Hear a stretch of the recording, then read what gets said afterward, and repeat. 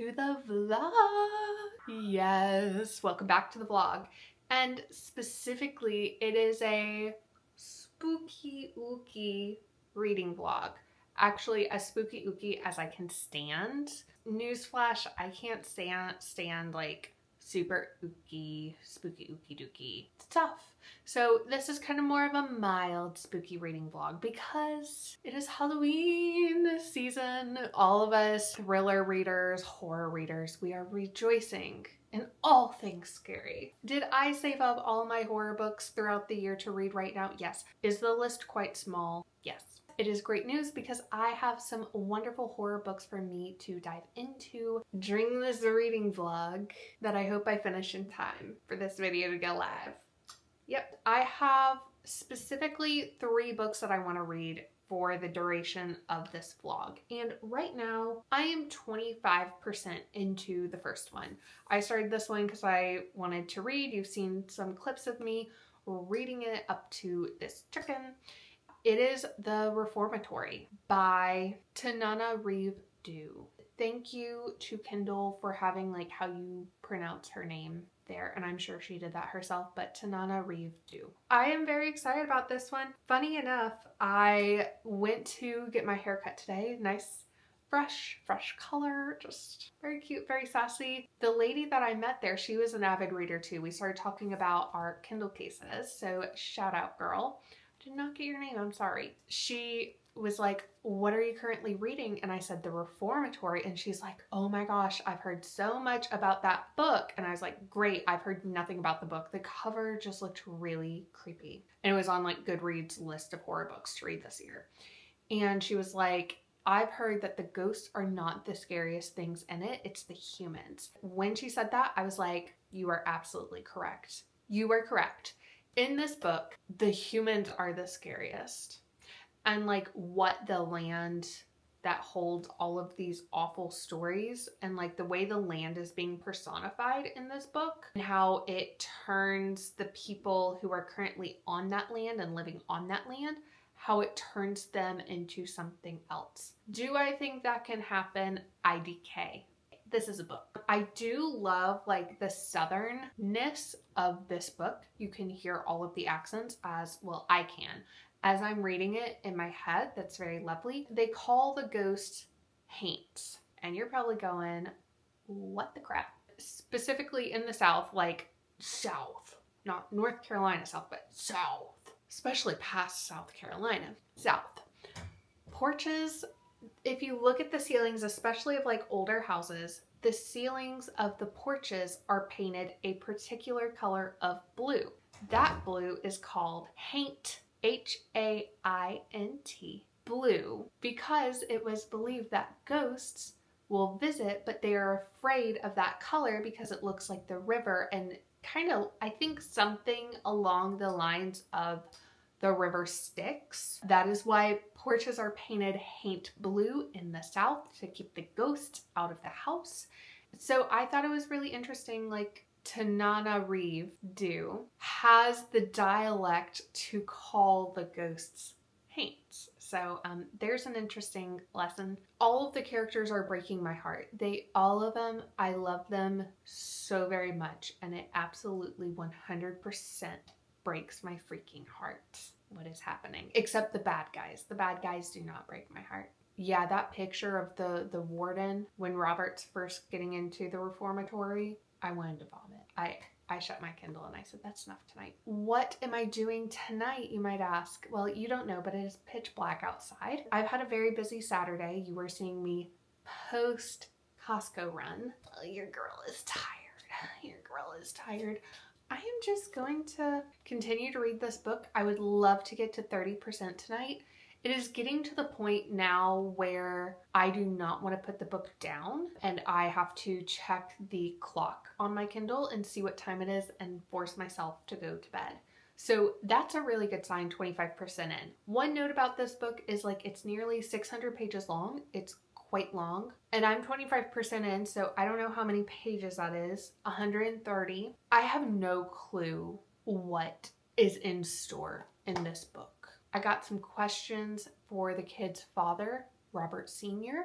Specifically, Sir, why did you run away to Chicago and leave your children in the South by themselves, and you have a 16 or 17-year-old daughter, and you live right down the road from a plantation, or what used to be a plantation? What'd you think was gonna happen? Franklin, you ready to go read? He is ready to get snuggly. Oh, and this sweater, look, has his name on it. Isn't that cute?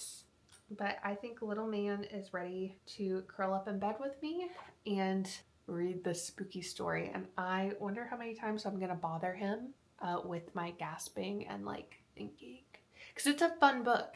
You just kind of gotta be on your toes. You can't just be like bip bopping, cruising. You kind of feel like you kind of gotta be on your toes, but like not a lot. Don't be intimidated. It's not a lot. It's not Calabasas. Calabasas, I felt like I had to be on my toes. That's also not a horror book, but you know what I'm saying?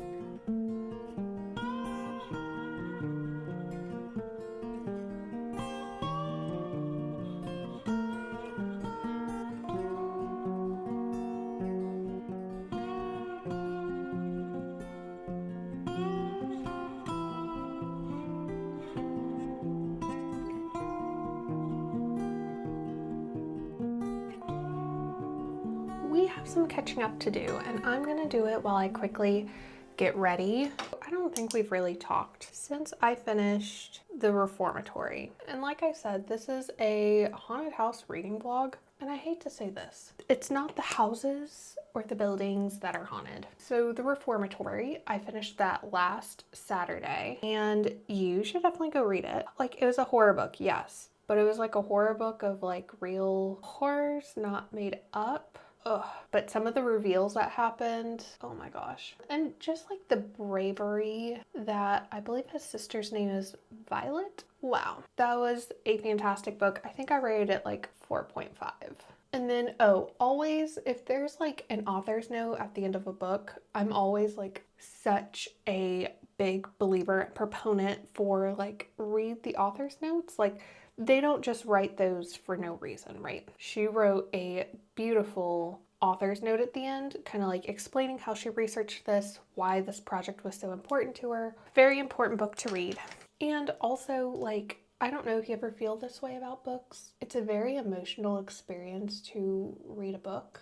Unbelievably emotional, right? Especially the Reformatory. And reading the author's note, it kind of like allows for you to finish that emotional like moment and be like, I have a reason for it, and like I understand why the author wrote this book now. Fantastic book, please read. And then I started reading How to Sell a Haunted House by whoever is on the screen. I had no clue what I was getting into with that one. And fair warning, I thought it was literally like a haunted house. It was somewhat satirical, but like not. Also, it is set in Charleston. It's not actually satirical. There are moments where you're like, what? And like the house is kind of haunted, but not. It was very reminiscent of, I believe it came out in 2012, the movie The Woman in Black, but like not that scary.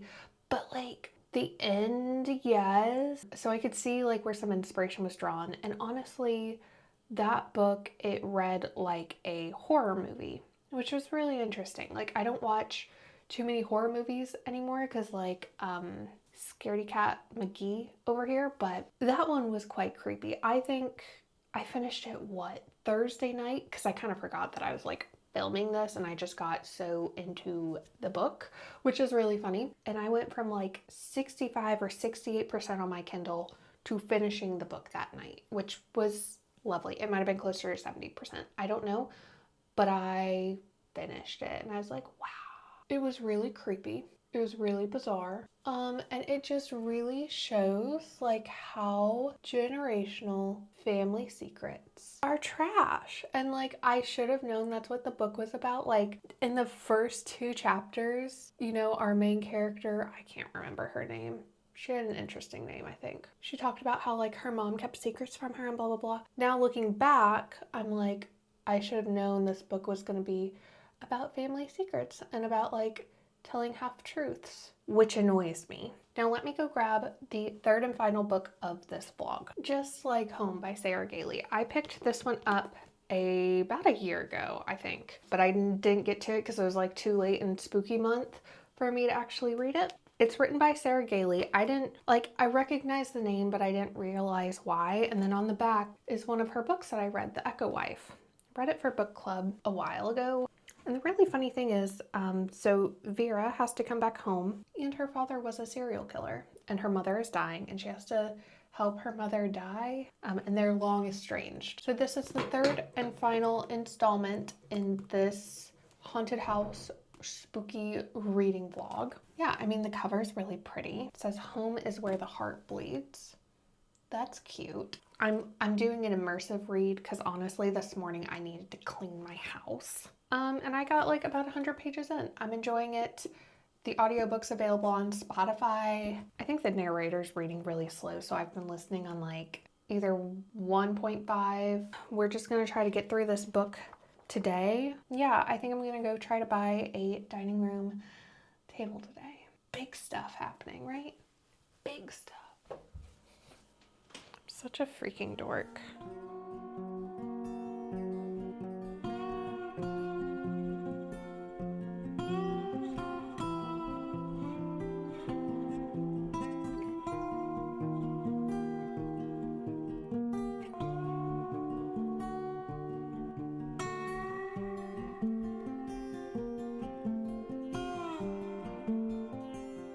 One second. I gotta get my book. Let's talk about Just Like Home by Sarah Gailey.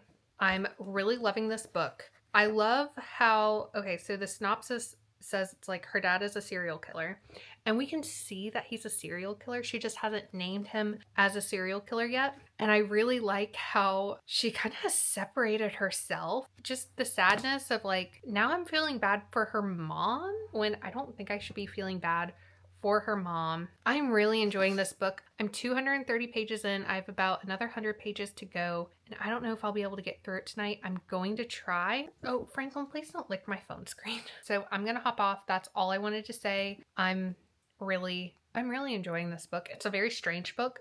I do like that I'm doing the immersive read with it. So honestly, I might put my PJs on, grab my knitting and my headphones and like do it again for a little bit more tonight. I was sort of surprised that one of the characters was still around because it sounded like he was not going to be around, and then he is still around, and I was surprised by that. Also, the back makes it seem like this artist guy plays a bigger role, and I thought he would. I thought she was setting it up for him to play a certain archetype, but he isn't playing that archetype, and so I'm very confused about what his role is going to be. So, the end. I'm finishing this book tonight. I told you I would be coming back to you on Monday, and I am. I finished Just Like Home. Last night I stayed up late, even though I had to work this morning, obviously. Today too. I have some thoughts on this book. I'm somewhat disappointed by the pacing because the last like 75 pages, I could not put it down. I kept being like, okay, when this chapter's over, I'm gonna like go to bed. I need to go to bed. Then I just simply couldn't, which is fine. And it is creepy to look back on like all that I now know with the ending and being like, ugh. That's the real horror part. Frank, you okay? Okay. I kind of wish the pacing had been like that for the whole entire book. Oh, there's Sir Franklin making an appearance. Yeah. It was very unsettling. I don't know if I would classify it as horror though. Is this like the not horror vlog? I don't know. This video is coming out like right before Halloween, so I hope you get like all the Halloweeny vibes and you either pick up one of these books or you are reading another horror book if you are for spooky season.